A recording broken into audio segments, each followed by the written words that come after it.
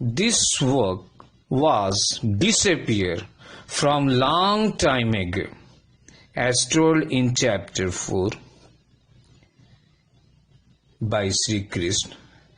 And this majestic work or yoga or karma yoga, I'm again represent in front of you, or going to show you and going to preach you again. This was disappear from long year ago. So in chapter 4 of verse 3, he told to the Arjuna, Karma Yoga, Bhakti Yoga and Jnana Yoga, that is Sankhya Yoga, it also known as the Sankhya Yoga, Jnana Yoga, both are the same. There are 3 processes of practice shown by Sri Krishna in Bhagavad Gita. And he focused, Sri Krishna focused on Karma Yoga. This Karma Yoga, which first time start in chapter 2, verse 39, by saying Krishna to Arjuna, he told in verse 39 of chapter 2, he told to the world's people in sake of Arjuna that thus far I have declared to you that analytical knowledge of the Sankhya philosophy. Now listen to the knowledge of Karma Yoga, whereby one works without fruitive result. When you act by such intelligence, you can free yourself from the bondage of work. This is verse 39 of chapter 2, where first time Karma Yoga started by Sri Krishna. Here I would like to give you advice. I will take different verses from the different chapter. I composed according to similarity, according to the similarity of verses, that you understood, that you clear step by step. So my verse should be before and after are unseries as given in Shrimadbhagawat Gita. But I composed these verses in a manner that you understood one by one, as Krishna told to Arjuna. So the majestic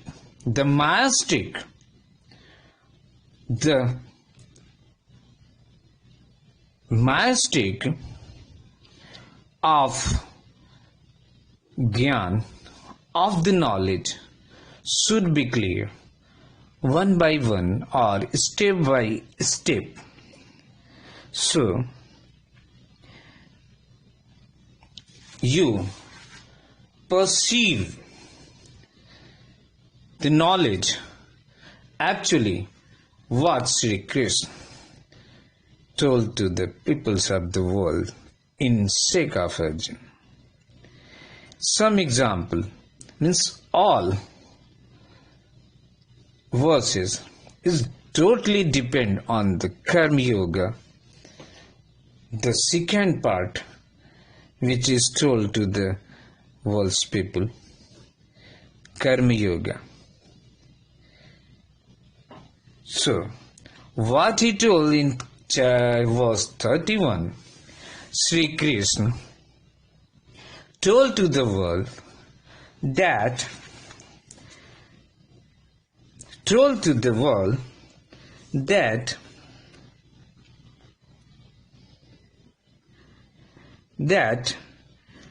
free yourself from the bondage of work. Understood, first perceive what is the bondage of work. The bondage of work means you are bound with your executed work. Simple meaning.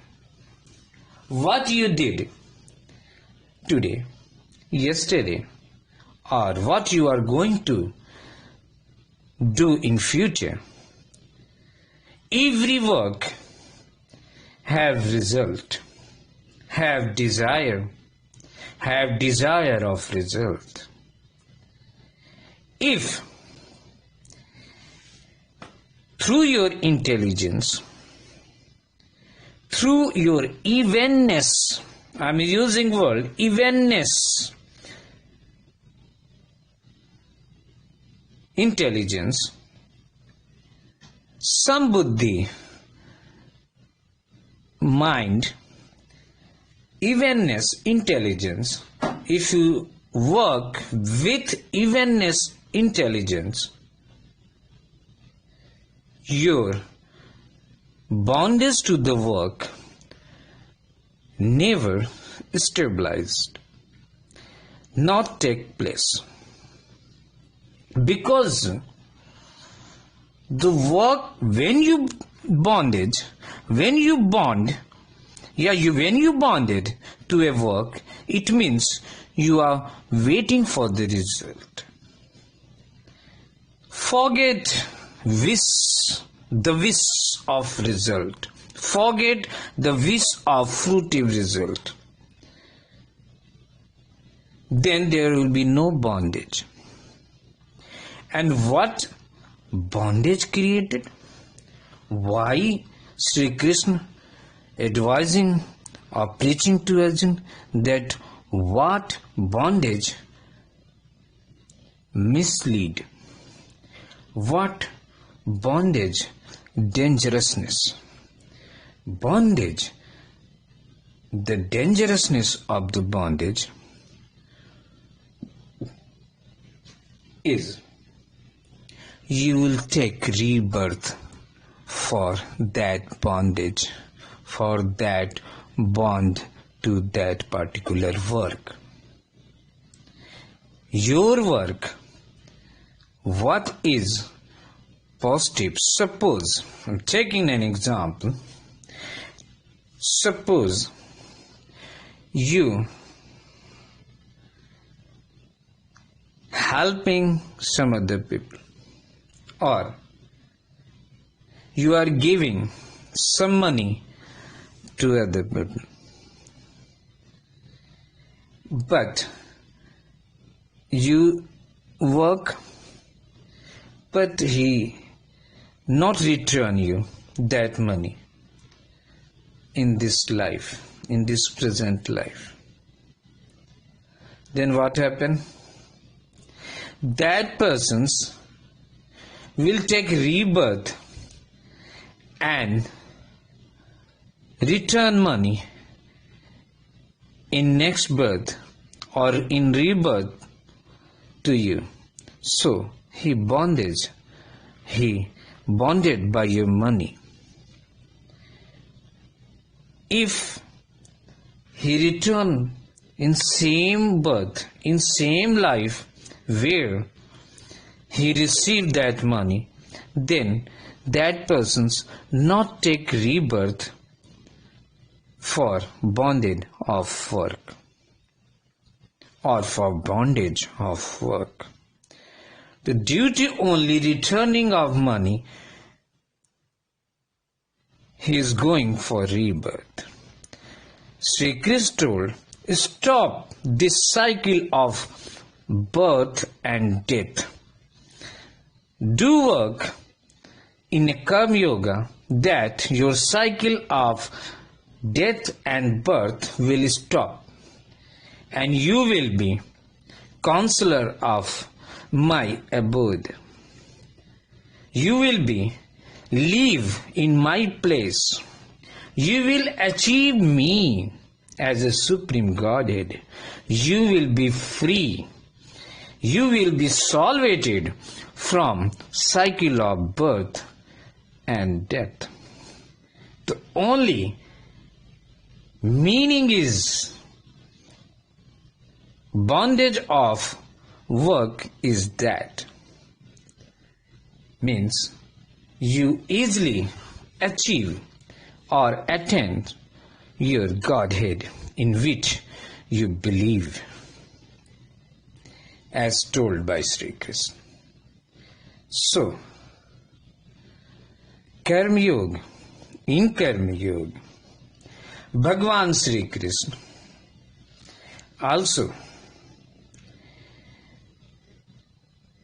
also preached to Krishna, to Arjuna, in chapter 5 and in chapter 5 of verse 1, in chapter 5 of verse 6. I jump from chapter 2 to the chapter 5 to taking example from there where Sri Krishna mentioned the two examples on which process of practice is better to achieve Godhead, to achieve salvations, to achieve liberalizations, which process of actions. As we mentioned, there are three processes to achieve salvations, free liberalizations.